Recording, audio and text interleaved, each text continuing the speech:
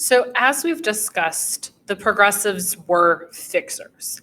And there are a lot of problems going on during this era, including politics. So, that's what we need to talk about a little bit more right now.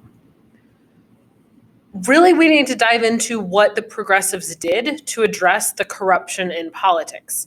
So, we have this problem about corruption. How are we going to go about actually fixing it? Well, one of the first things is that the progressives weren't the first people to really realize that we needed to fix this. There was actually a movement that had happened a little bit earlier to dismantle the power structure of big business and monopolies and how much control they had over the government.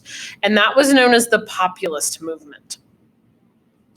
The populists are largely a group of farmers, mostly from the South and out West.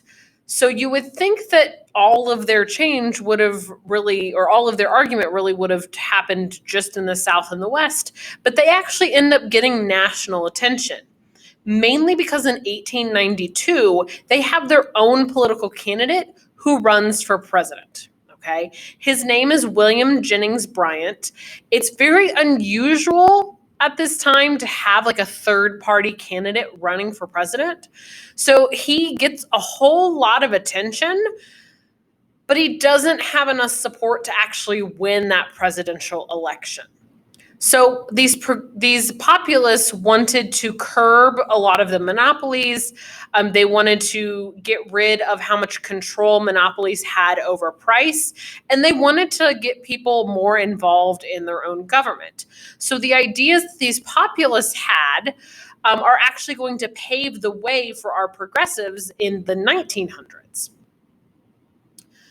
So one of the first big areas of corruption that our progressives are going to face are patronage and the spoils system, which we've mentioned before. This idea that once a person gets into a political position, they're going to offer their friends and their supporters jobs. Well, people are going to start questioning this. They realize that people who are in certain government positions aren't qualified to be in those positions. So that's going to lead to a new law. In 1883, the government's going to pass the Pendleton Act that requires government jobs to be given based on merit, competency, and qualifications. So people actually need to be qualified for the jobs that they hold, okay?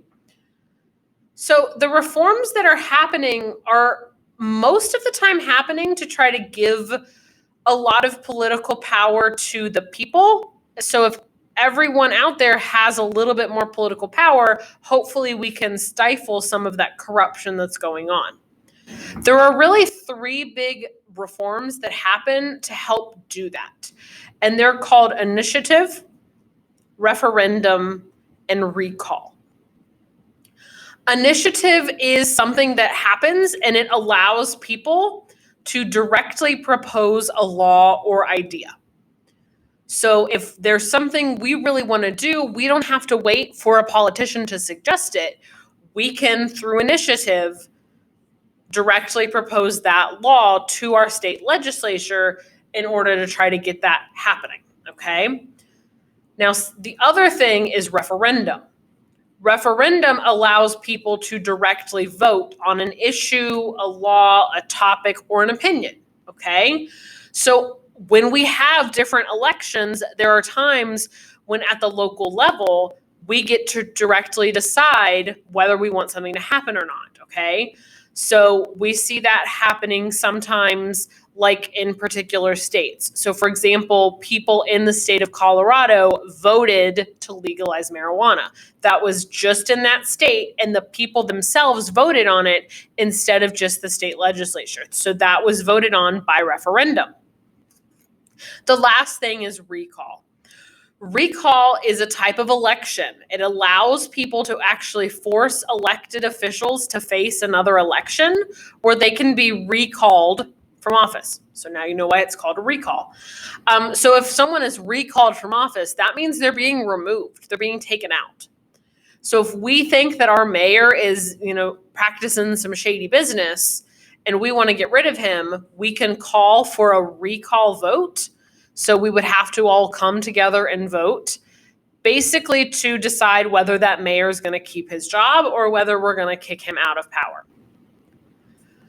The one last thing that the progressives did to help us politically, to where more power is in the hands of the people instead of political machines or corrupt government, was to help push for the 17th Amendment. The 17th Amendment allows for the direct election of senators. Before this time, it was actually our state government who chose the state senators, so the 2 senators that every state sends to Washington, D.C. So after the 17th Amendment, the people directly vote for those senators. This is another important step in giving more political power to the people.